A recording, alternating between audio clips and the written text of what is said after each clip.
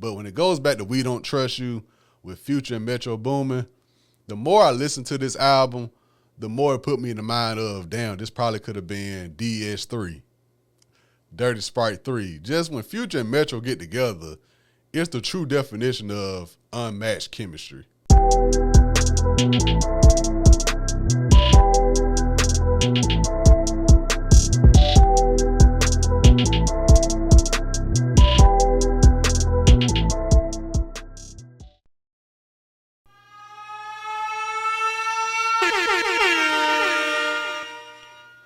Top of the Top, episode 272, Stash House Podcast. Your boy Tyler checking in. First time listeners, thank y'all for tuning in. If you tune in weekly, salute, or this is just an episode, saw some topics you may want to hear about, thank you for tuning in as well. Podcast available on all streaming platforms, Apple Podcasts, Spotify, YouTube. Subscribe to the YouTube page. If you're viewing this on YouTube, make sure you hit that like button. Also, subscribe to your preferred audio platform. Tell a friend to tell another friend. Check out this show. All love is greatly, greatly appreciated. Hope everyone had a safe week, safe weekend. Do the same this upcoming week. This is the last episode of the year. I will return with new episodes January 21st. Through God's grace, everything go right. January 21st, I will return with new episodes. So I'm taking a good little month off. Early holidays, Merry Christmas, Happy New Year to everybody. By then, I know college football playoff, that'll still be going on or wrapping up around that time, so I'll come back with details about that. NBA, who knows, a lot of stuff with the NBA that's really not important, like not entertaining. The mid-season tournament is going on, but it is what it is in that aspect. Music, we'll see how it goes between now and then. But all in all, this is the last episode of the year. Appreciate everybody for tuning in throughout the year, whether it's one episode, 1 minute of an episode, a couple seconds, a couple minutes, whatever the case may be. I really appreciate y'all for tuning in. And yeah, next year, I look to come back bigger, better, get the ball rolling on some ideas I have for the next year or so. So yeah, man, just keep it pushing. Keep it pushing. Keep my head up, one foot in front of the other. Trust through God's grace, everything's going to work out the way it's supposed to work out. Just do my thing, mind my business, and do what I'm supposed to do. You know what I'm saying? So salute to everybody for tuning in this year. But like I said before, this is the last episode of the year. This week, doing the best of hip hop 2024. Last week was R&B, so if you haven't yet, check that out. This week, hip hop, a lot of things to talk about, a lot of albums I want to talk about, a lot of artists I want to talk about. So same format as last week. This week, starting off, my favorite albums of the year. Then I'm going to my MVPs of the year. Then I'm going to my underachiever of the year. And I'm going to end it off with 5 projects I'm looking forward to dropping next year. So sit back, relax, enjoy. Last episode of the year. Let's get to it. So like I said, I'm starting off with my favorite albums of the year. Now, something I didn't do last week with R&B, because like I said, I felt R&B was pretty straightforward.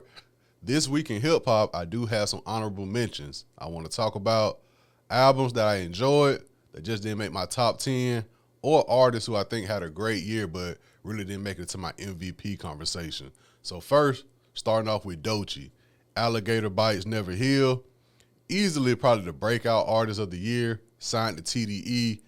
Alligator Bites Never Heal, her album, is probably in a lot of people's top 5, honestly. And it's a great album. Granted, it's a great album. I just didn't have it in rotation as much as I did the other albums I'm going to mention later on. But Doechii had a great year. We want to say Rookie of the Year. I'm all with you on that aspect.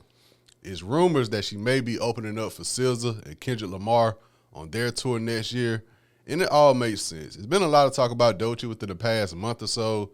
People like saying she kind of being forced onto us after her Tiny Desk performance. And I believe she had a late night show performance as well around that same time. But it goes back to what I said last week about Money Long. It's like, no, when you got artists who know how to make great songs and great projects, and their label is doing what their label's supposed to do. We just grown accustomed to, these guys or these women on social media popping up, getting popular. They're getting pushed on us. They're getting forced on us. And the music is not matching the popularity or whatever the case may be. But no, we know how TDE operates with each of their artists. Well, you want to say Isaiah Rashad, Black Hippie, SZA, whatever the case may be, TDE knows what to do with their artists, especially a new artist. And Doechii, I mean, she's talented. She's talented in terms of female MCs. She a breath of fresh air. I feel like we'll see where next year take her as well, because now she got the attention on her. So I'm sure whenever she decides to get back in the studio and prep for a new project, we're going to view it a little bit different. But Alligator Bites Never Heal was a great opening call for me personally. Like, she's been out, but this the project that brought a lot more attention to her brand. I'm looking forward to see how she does in the future. I really am. And like I say, man, you got people who just start listening to hip-hop in 2010, 2011 who talking about, industry plant and all that. It's like, nah, man, when a label doing what it's supposed to do, this is the results, especially when the music matches the push that they're getting. That's the result you get. You're going to see a lot of her. But she knows how to keep it low-key. That's the thing I think is very important with artists these days. When you get popping, you're always on the timeline, people are going to get tired of you quick. The goal is to keep working behind the scenes and pop out when it's time to pop out. And I think Doechii would do that. So the first honorable mention album, Doechii, Alligator Bites Never Heal. Also, Vince Staples, Dark Times. All in all, Vince Staples had a great year. Dark Times was a great project. The Netflix show he's had as well, the multiple features he's done throughout the year. Vince Staples had a very good 2024. And this year was really the stamp that a lot of people have been saying about Vince Staples for some years now. They say, yes, he's a great artist, a great rapper, can make great songs, great projects, but his talent, his main talent might be something outside of music. He could be like a good hybrid, like a Donald Glover or a Jamie Foxx or something like that, somebody who can tap into music and TV shows or movies. And Vince Staples, definitely comedy-wise, I would love to see like a cool little 30-minute Vince Staples stand-up, because he's just naturally funny. He's one of the guys, like, growing up, we'll say the funniest people are always the ones who are funny without even trying. Like, the way he just responds, and he'll shake the table up a little bit with some of his opinions.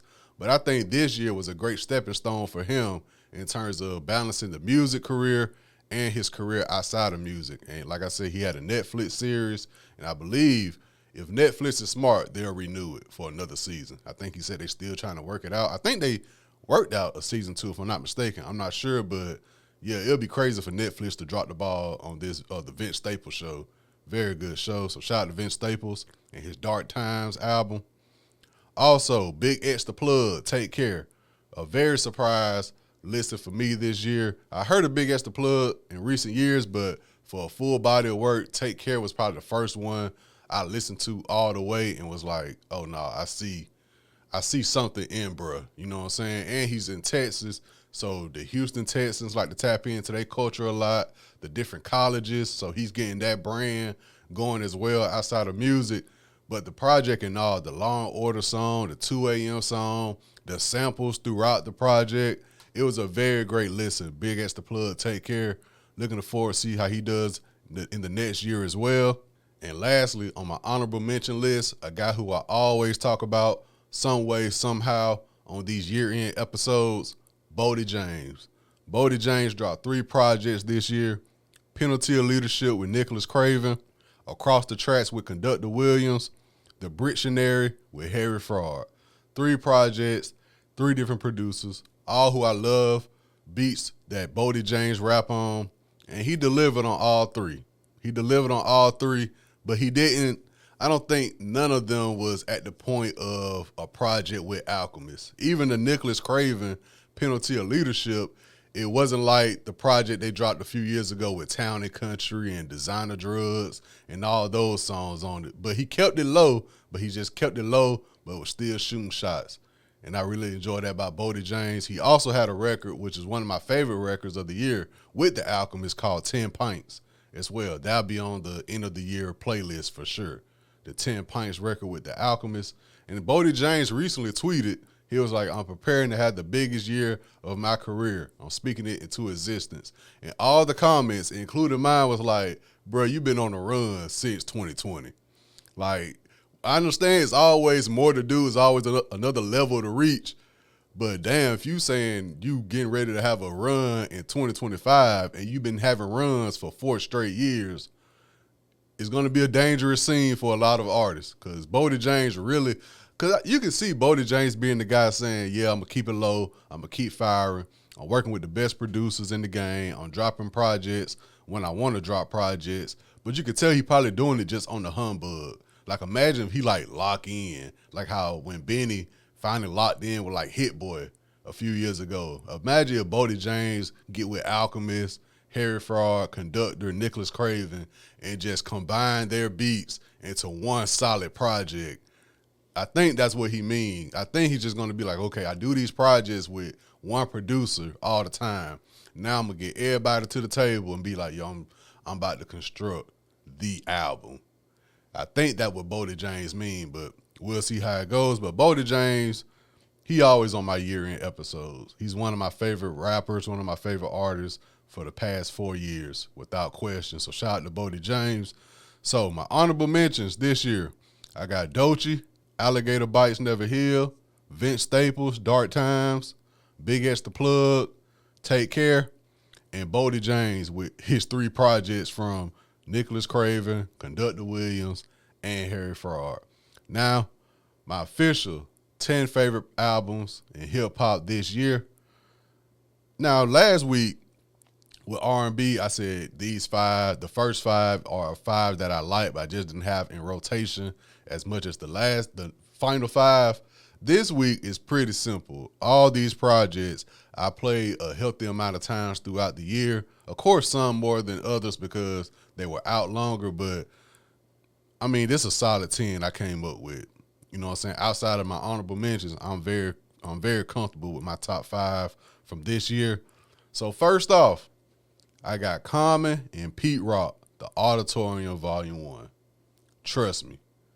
I was on Twitter one night because it already dropped. I remember seeing it drop, but I was like, Common, Pete Rock, salute. I'll get to it when I get to it, though.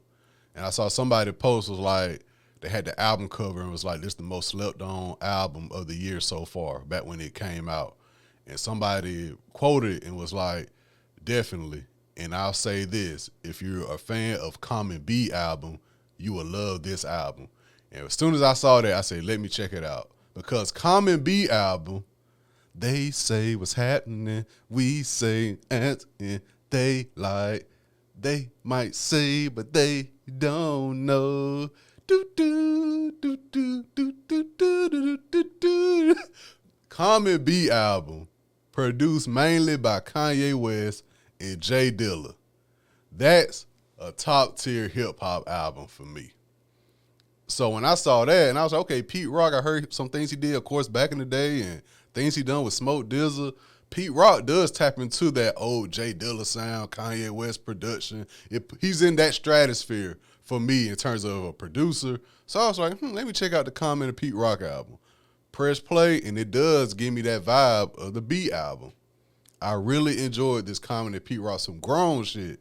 You know what I'm saying? It's always good. You know, every year we always get a few albums where it's like, okay, this is for the mature hip-hop fan. This is for the mature hip-hop audience. Even though we in our early, mid, late 30s, some of us in our 40s, we still just accustomed to artists our age, artists we grew up listening to, still trying to attract the younger crowd, the Rolling Loud crowds.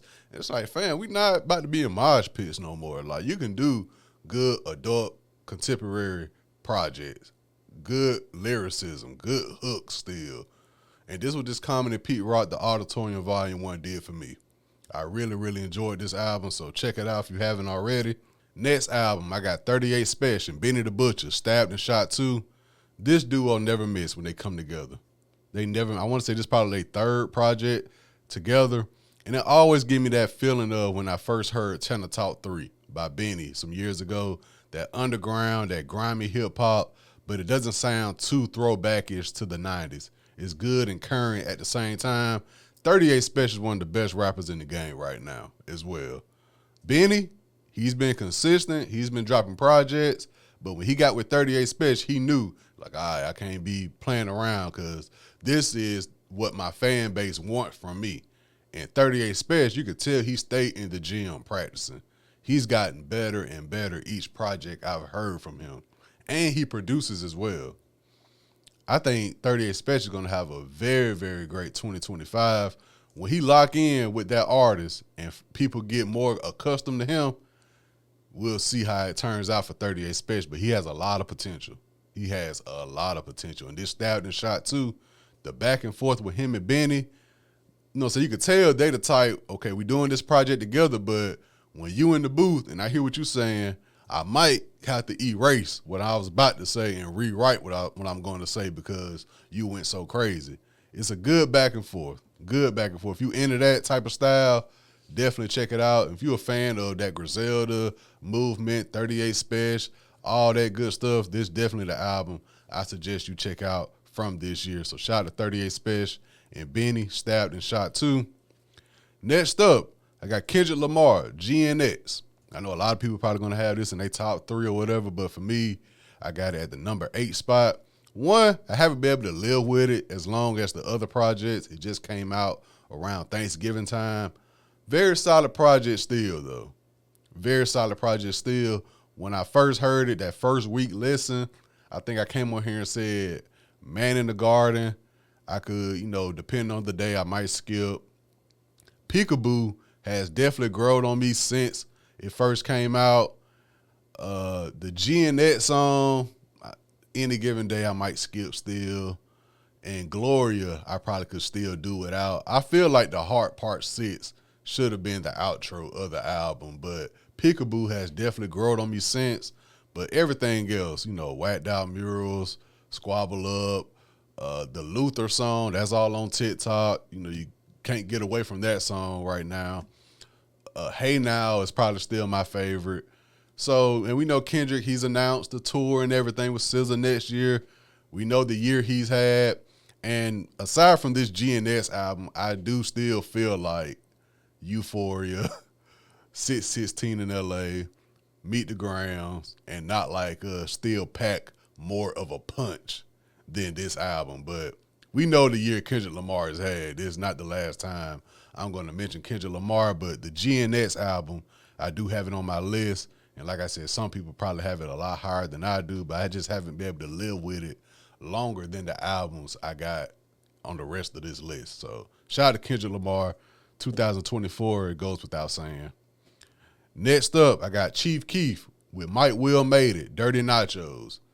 Just always, it served for me this year as like a fresh reminder.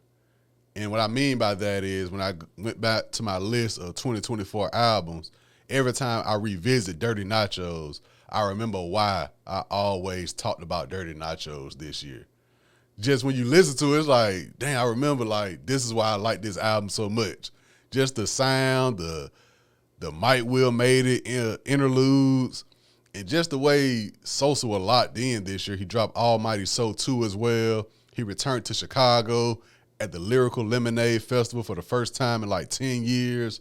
It's just always a fresh reminder and how everything played out with certain artists this year and just how Chief Keef, he looks healthy now, and just remembering when he first popped off and people saying, oh, he gonna be flash in the pan, here today, gone tomorrow, and to see his longevity in this game, I gotta salute it every time. And Dirty Nachos with Mike Will, man, I really enjoyed this project. I really enjoyed the project, and just knowing that Chief Keef is now the guy that a lot of the up-and-coming artists are saying that's their, like, main influence. It's just crazy to me because I remember when I first heard bruh on, like, 300 and Don't Like, and it was like, damn, this dude is the leader of a new generation of artists. It's crazy. So shout out to Chief Keef and Mike Will, the Dirty Nachos project. I really enjoyed all throughout the year. Like I said, every time I went back to revisit it, I'm like, oh, that's why I like this album. It has that sound that puts me in the mode of 2014 when Love No Thotties and Macaroni Time and all that came out. That's what this Dirty Nachos did for me. So shout out to Chief Keef and Mike Will. Next up, Glorilla, Glorious. She also dropped 2 projects. She dropped the Glorious project and she dropped Everything early this year. But the Glorious project kind of put it all together for me. You know what I'm saying? Like I said, when it first came out, she didn't have just the music. The women put tequila bottles on their head too. She got the track with Money Long. She got the track with Kirk Franklin. The T-Pain song, I told y'all that was going to be out of here. I told y'all when the album first came out, I said the track with T-Pain might be the one. Just the way T-Pain come in right when the song start. And then like I said, I think Glorilla probably should just let T-Pain do a quick little interlude with this song, because that I Love Her, that shit taking off everywhere. Women can't post a picture or a story without attaching that song to it. So she got one, and like I said, with the Everything project, she got records on there I really enjoyed. The High as Fuck, I really love. Glorilla had a year. You know what I'm saying? If you want me to say out of the women who had the biggest year, I'll probably say Glorilla. And not even just women, artists in general. Glorilla has been in that conversation for me all year. And she stamped it with this Glorious project. So shout out to Glorilla, man. The sky's the limit for her.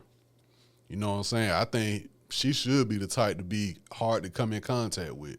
I understand you got to collab with the women and do all that, but when we see Glorilla, it needs to be like a special feature or something like that. She worked her way to that position for me. She don't need to oversaturate herself. You dropped 2 projects this year. You went on tour with Meg. You got a hit. You keep a hit in the tuck. You got another one with this T-Pain song. I think she should work the Money Long song next. Like I said, put me in the mind of Eve, Love is Blind. Work that song next.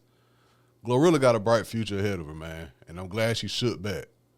Shout out to Glorilla, Glorious project. Now, my top 5. This top 5? Yeah, my top 5. First, I got Freddie Gibbs, You Only Die Once. Like I said, when this album came out, I think Freddie Gibbs the best rapper in the game right now. Are we talking strictly go in the studio, put that beat on, hop in that booth? Not too many people coming out with a better verse than Freddie Gibbs. Not too many people coming out with a better flow than Freddie Gibbs. You Only Die Once. They did take the anniversary song off streaming. I'm guessing Raphael Sadiq, Tony wasn't going with that. So they took that off streaming, but you still got the Black Fees. You got Cosmo Freestyle. You got On the Set. You got Rabbit Island. You know what I'm saying? You still got the 112 Cupid sample. Freddie Gibbs, You Only Die Once. Since it came out I think it came out October, maybe November. I always go back to it. And y'all know, like everybody say, the only thing with Freddie Gibbs is the fact he fell out with a few artists that we love to hear him collab with. So when he get that straight, hopefully he get that straightened out. Man, Gibbs untouchable, man. Gibbs can make a great project. So shout out to Freddie Gibbs, You Only Die Once. Next up, I got J. Cole, Might Delete Later. Despite everything, because J. Cole, as of right now, him and his manager have been doing like an audiobook / podcast, I believe, about his career. And it seems as if he's preparing to exit the door with the Fall Off album. I know it was rumors of that, when it was announced the Fall Off and all that. To me, it's looking very clear right now. Like, you doing a whole rendition, you doing a whole backstory about your career from Who That, The Come Up, Friday Night Lights, the first album, all the albums, and y'all talking about it in depth. It seems as if he's ready to make a graceful exit. He said next year's Dreamville Fest will be the last one, and that's very alarming because it's like, dang, like I get it because the whole thing with Dreamville Fest, I think for the first 2, maybe 3 festivals, it never happened on the date it was supposed to happen because some type of weather or pandemic or something like that had made them postpone it. But for him to say this is the last festival, because, that festival could have been just every year easily, every year thing. The card, the roster, the lineup is always great. It's cohesive. It could have been an every year thing, but who knows what goes on behind the scenes and property and, people health, safety hazards. Who knows? He might just be like, let's end it while we're hot. I think it's 5 years now, if I'm not mistaken. So he said this year will be the last one, but it all indicates that Cole might be making a graceful exit. We'll see how it goes, but Might Delete Later with all the commotion that surrounded 7-minute drill and all that. Like I said, I always say that album didn't even need 7-minute drill, and it still would be a great project. Like 7-minute drill, that whole drama didn't take away from the fact that I still enjoyed this project. The first song with Ari Lennox, Young Dro and Gucci Mane, Trader Truth and Ibiza. I really enjoyed Might Delete Later. I always went back to it. Despite everything that happened this year, I stayed going back to Might Delete Later by J. Cole. Shout out to him, and we'll see his future plans leading up to the fall off. We'll see how it goes. But when he announced that him and his manager did the sit down, talk about the career, and now the Dreamville Fest, the last one, it's like, oh, this might be, you know what I'm saying? Hey, salute. So we'll see how it goes in 2025 for J. Cole. Next up, my third, I got Tyler Creator, Chromacopia. Like I said, I just felt like this album was a great correlation of Flower Boy, Igor, Call Me If You Get Lost. It all felt like it came together on Chromacopia. The Darling Eye with Tizo Touchdown. I stayed going back to that song. That's a great song. The Sticky song, the HBCU bands playing that at football games, the Count Flawed and all performance of this album really made it that much great in my opinion. Like when I saw that on YouTube, I was like, oh yeah, bruh, he be having a plan when he come up with his albums and his live performance, how it correlate together. The Chromacopia album sounds a lot better after I watched it live. Well, I saw it on YouTube live. Like I liked it before, but when I saw him do it live, I was like, okay, I understand it a lot more now. So Tyler Creator, Chromacopia, I think he's going on tour for it next year as well. Hey man, a creator's gonna do what creative do. Shout out to Tyler Creator, shout out to Chromacopia album. I said when it first came out, it's undeniable for me. I saw a lot of people going back and forth about it. I was like, man, just press play. Just press play. So shout out to Tyler. And finally, my last two favorite albums of the year. And these two albums mean the most to me because all these albums, honestly, all these albums, all these artists hit different for me personally this year because it's the toughest year of my life. It was the toughest year of my life, the roughest year of my life. Lost my mom in January, had to go through holidays without her, birthdays without her. And it's just a different feeling. You know what I'm saying? You sit back and you just be like, dang, it's people who was around, who I talked to this time last year, I haven't talked to in months. Does it seem like I'm going to talk to them probably ever again, to be honest with you? And to just show you how life operates. And these two albums, personally, are the ones that got me through the year. You know what I'm saying? Different aspects. So first, Schoolboy Q, Blue Lips, Blue Slides, Cooties hit a lot different for me. The movie song with AZ Chike remind me like, yeah, you're going to be down, you got to fight to the edge. You ain't going to jump off the edge, but you're going to get to the edge. But it's still a little bit of fun to be had as well. You know what I'm saying? Thank God for me. Go Slide for me. That song hit a lot different for me. The track with Jazzy, the track with Freddie Gibbs, the Ohio song. It's just a lot of things with this Schoolboy Q, Blue Lips that correlate a lot with me after everything that's transpired for me this year.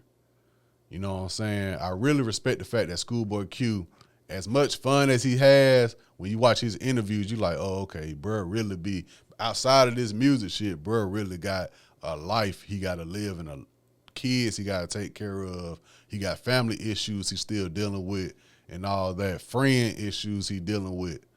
So this album, Blue Lips, really correlated with me a lot this year. You know what I'm saying?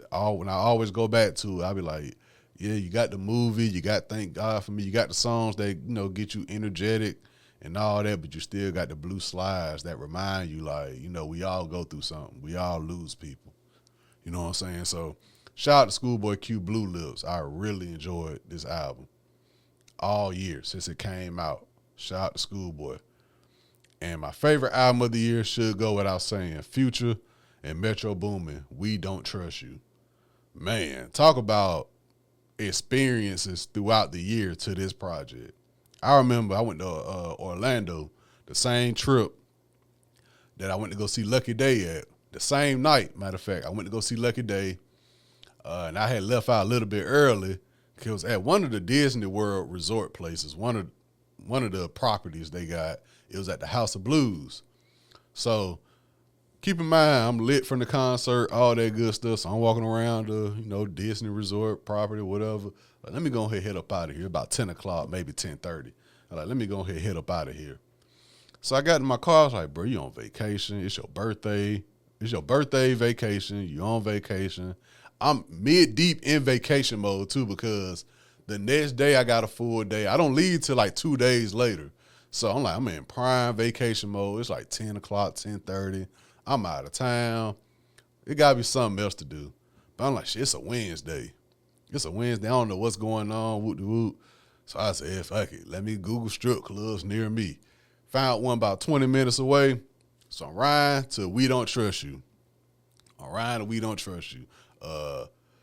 Ice attack type shit, claustrophobic, like that, all going on. I'm cruising. I get to my destination. As soon as I turn to where the club is at, I had in my mind, I said, bro, this might be one of them Grand Theft Auto strip clubs. I might just been wasting my time driving here. Let me go back to my hotel room. As soon as I said that, the next song that came on, Yeah, I'm Fried. I just blew a check in the strip club on a Wednesday. She ain't going in. I'm going to ask her what a friend. I said, at this point, it don't matter. I'm going to pull up, walk in, and if it ain't my vibe, I'm going to just tell the DJ, hey, bro, just play this Future album. I'll pay you whatever. Play the Future album from start to finish for an hour. I'm going to be over here at the bar talking to the bartender, and I'll be out your way. Now, thankfully, the Palace, called La Palace in Orlando. Shout out to them. Great time, great experience. I asked the bartender, I said, yo, be real with me, how this club is. I'm from out of town. She was like, oh, so where you from? I said, well, I'm from Alabama, but in terms of clubs, Blue Flame, Magic, she like, oh, you straight. She like, I got to go to Magic in a couple weeks to go bartend. She like, oh, you good? She like, we don't do this and woo. I like, yeah, cool, bet.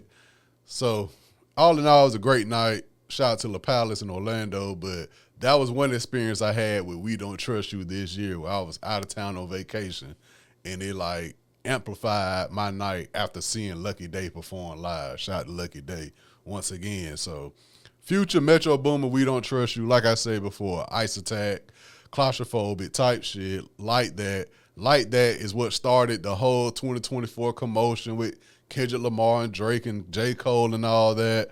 GTA was also the Bad Blood theme song for WWE this year as well. Magic Don Juan, Fried, Everyday Hustle with Rick Ross. We know what to expect with Future and Metro. We still don't trust you. I could have dealt without. I did like Mixtape Pluto by Future. But when it goes back to We Don't Trust You with Future and Metro Boomin, the more I listen to this album, the more it put me in the mind of, damn, this probably could have been DS3, Dirty Sprite 3. Just when Future and Metro get together, it's the true definition of unmatched chemistry. That dark sound they come back with and just the way Future flow on the Metro beats, you can't listen to it. I always feel like with Future and Metro, you can listen to it when it first come out, when you wake up, go to work in the morning, whatever, but you don't really get a good feel of the album until you have one of those Friday nights, one of those Saturday nights where you just own one and you just letting it play from start to finish. Don't look at the name of the song. Don't look at the features. Just let it play. That's when you get a real good feeling for a Future and Metro Boomin album, in my opinion. That's why I say I could have dealt without We Still Don't Trust You. I knew that, though, when they announced it. When they said, we got 2 albums coming out back to back, I say, okay, if We Don't Trust You is that dark feel that I love from Future, the street stuff that I love from Future. We Still Don't Trust You might be on the lighter side, the toxic R&B side that people love. He still has some dark songs on there that I go back to, but from start to finish, it doesn't compare to We Don't Trust You at all, in my opinion. So shout out to Future, shout out to Metro. That definitely probably could have been DS3, We Don't Trust You. The more I listen to it, it put me in the mode of when I first heard DS2. Thought it was a drought, Colossal, Slave Master, Blow a Bag. It put me in that vibe, Rotation, all that from 2015. That would it put me in the mind of. So shout out to them too.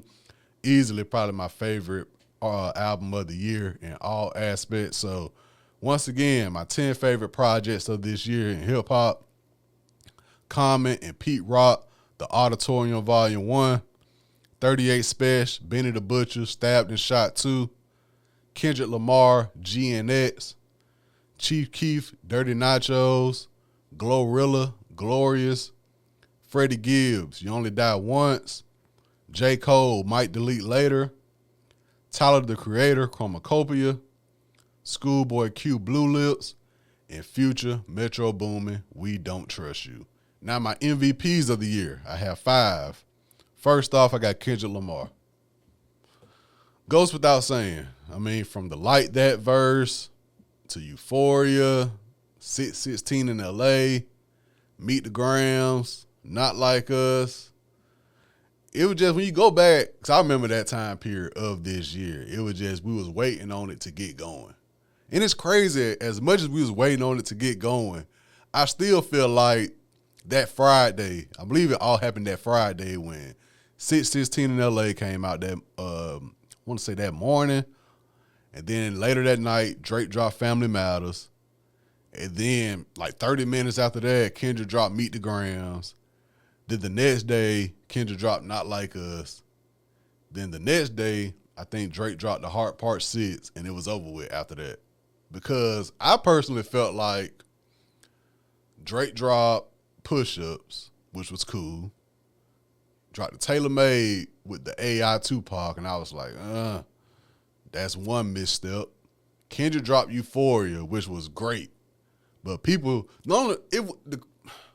it's crazy because people were downplaying each other's song. Like me, I was just in the middle. I was like, yo, I'm going to call it how I see it. But when Drake dropped Pusha, you still got people saying, oh, Kendrick won off the Like That verse. And I'm like, no, like, we got a full battle to go. Like, yeah, we go judge it song by song, but let this play out a little bit. So when Kendrick dropped Euphoria, I was like, okay, Drake next song got to be something that, because he already dropped 2 before Euphoria. So I said, Drake next song got to be something, because Euphoria is pretty solid, but you can tell Kendrick still got more levels to go. And then while we waiting on the Drake next song, Kendrick dropped 616 in LA. That was like a tug. Like, I love 616 in LA. Survival. Survival. It was like one of those, if you one of those people that got that lock in, kill mentality, you know what that was. Then Drake dropped Family Matters, and I was like, I said, I don't know about this one. I understand it, but I don't know. You got the video, and clearly he thought Family Matters was going to be the one, the undeniable, this is it, the battle over with the video and the van and all this. And I was like, bro, I don't think you ready for this battle with this type of approach. And me personally, I think the battle was over with when Kendrick dropped Meet the Grams. Dun, dun. With Alchemist production, which I found out like that next day. I was like, ooh. And then talking about some Dear Adonis, I'm sorry that man is your father. You know what I'm saying? Like, yikes. And then Not Like Us turned out to be what it turned out to be. And then the Heart Part 6 was like Drake like throwing in the towel. And I was like, yeah. Bad planning from Drake part. Then the pop-out happened. And then the pop-out made situations worse. And as much as Kendrick did this year with those songs and then GNX, the pop-out, the tour announcement, Super Bowl announcement, TDE Christmas show that just happened, Kendrick was really second in the battle. Me personally, I think Drake, the fanboys online made this a lot worse for Drake. Like, if it was just a battle, Drake, Kendrick, Kendrick had better songs, all that, cool. It's the fanboys that made it worse for Drake, in my opinion. The stuff they were saying about Drake, the stuff they were saying about Kendrick, it was just like, if I'm Drake, I'm tweeting, hey, y'all, shut up. Like, shut up.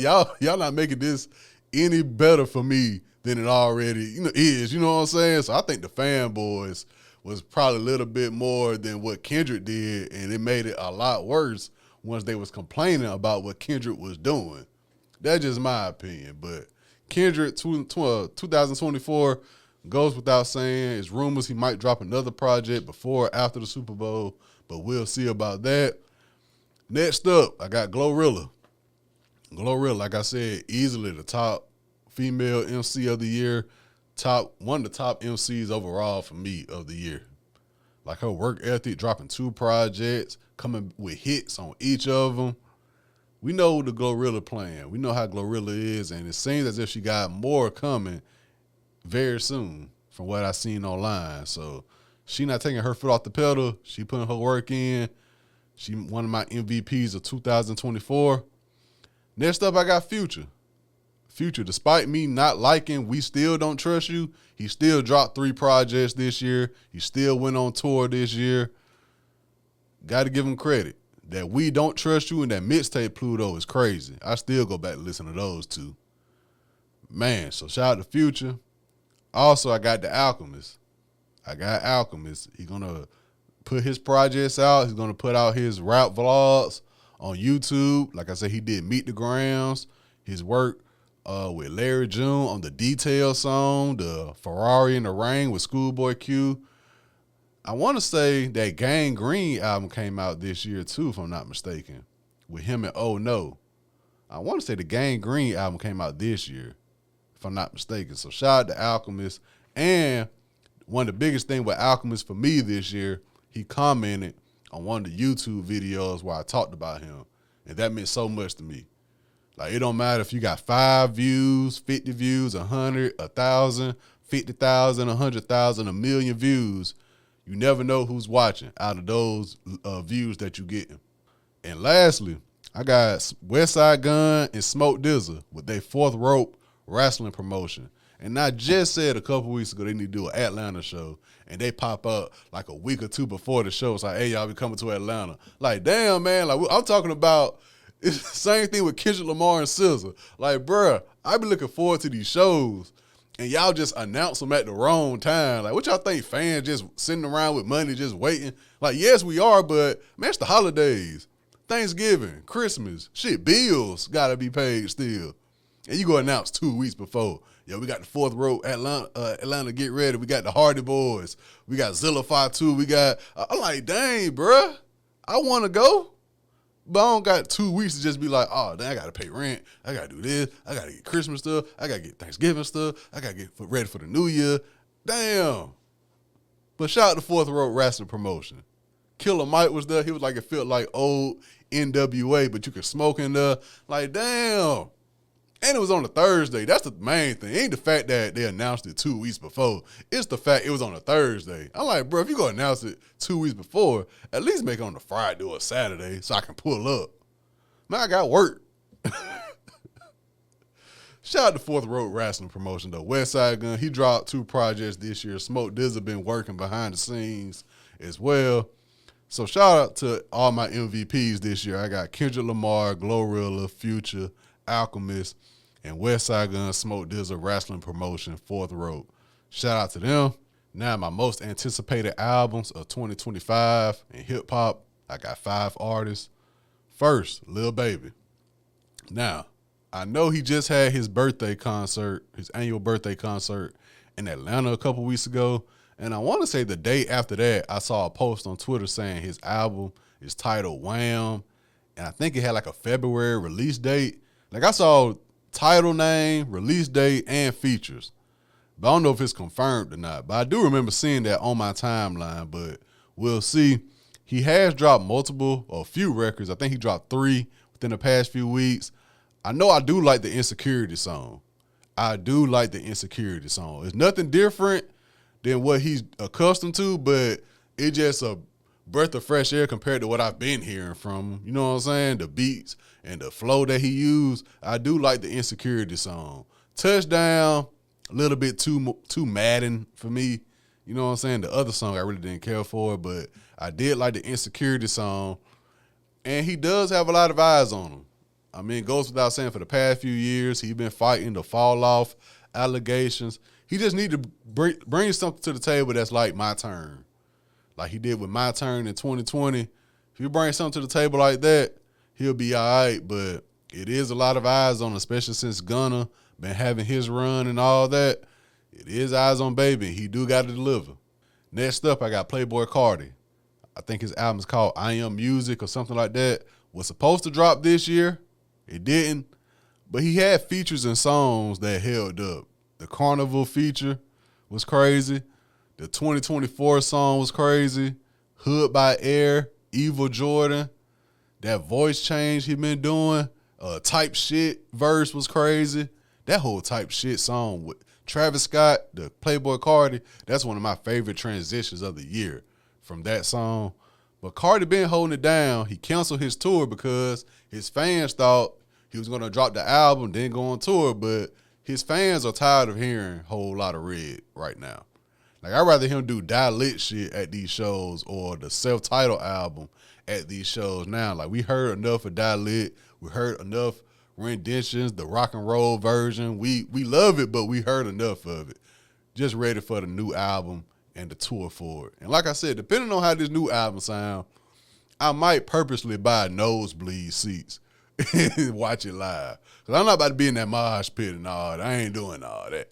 But I might be in the building depending on how this album sound. I might be in the building. Who knows, though. So I'm waiting on Playboi Carti. J-Rock from TDE. He got to come back, man. That 2018 Redemption album was so good. That was 6 years ago. About to be 7 years ago. Come on, J-Rock, man. Get it going. Everybody from TDE been popping out. Schoolboy Q, SZA, Ab-Soul, Isaiah Rashad, Zakari, Sir, Doechii. It's J-Rock turn now. So I'm looking forward to some new J-Rock. Next up, I got A$AP Rocky. A$AP Rocky. At this point, who knows when we're going to get it. He got the best excuse in the world, though. Man, I got 2 kids with Rihanna. I'm not mad at him not dropping it because it's like, if he don't drop it, I won't be like, damn, I thought A$AP Rocky would go drop his album. It's like, if he don't drop it, cool. Because like I say, out of A$AP Rocky whole catalog, for me, Testing the only one.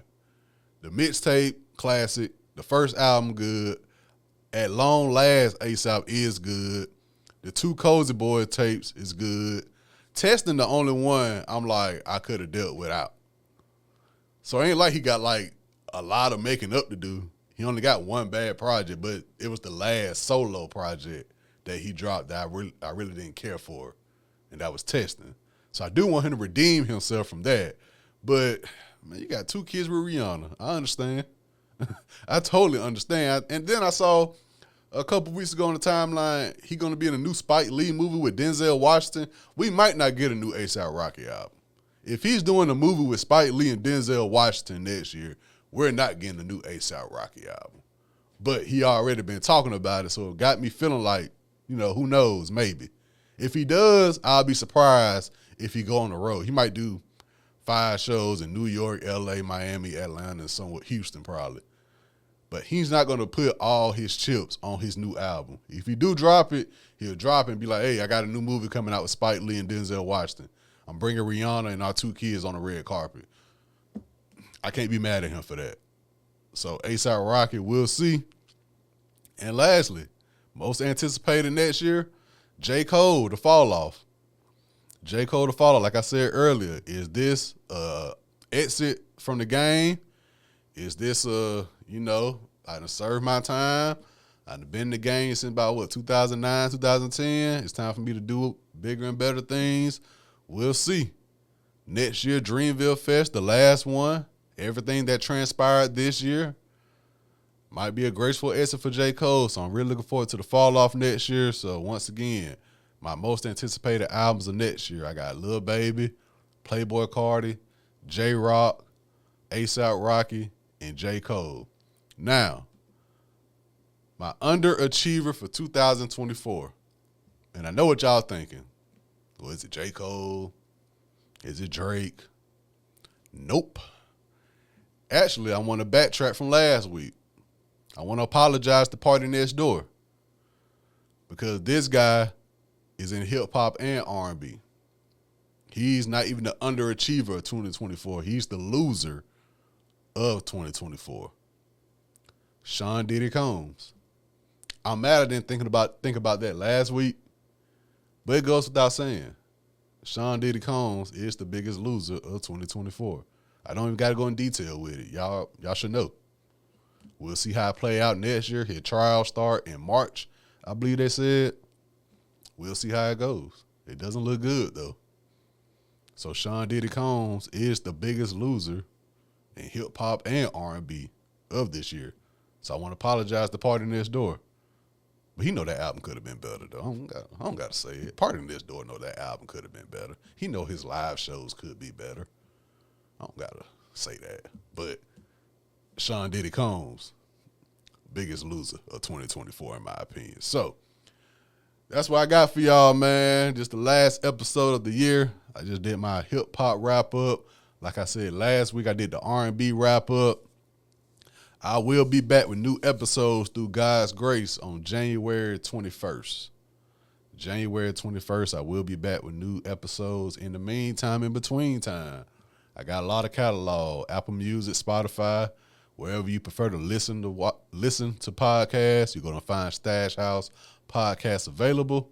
Also on YouTube. Got a lot of stuff on YouTube. Check it out, Stash House Podcast. Check me out on all social media platforms at Stash House Pod. All-Star Marty for my personal accounts. TikTok, like I said last week, TikTok. I don't know if it's going to be around by the time I come back with new episodes in January. We'll see. They got the whole ban about to happen. We'll see. If you got me on TikTok, make sure you follow me on all other social media sites as well. All in all, happy Merry Christmas, early Merry Christmas, everybody. Early Happy New Year to everybody. I'll catch y'all here in January. In the meantime, y'all be safe, man. Drink plenty of water. Enjoy time with your family, your friends. If you're working, keep getting that bag. If you're traveling, be careful, be safe, be aware of your surroundings.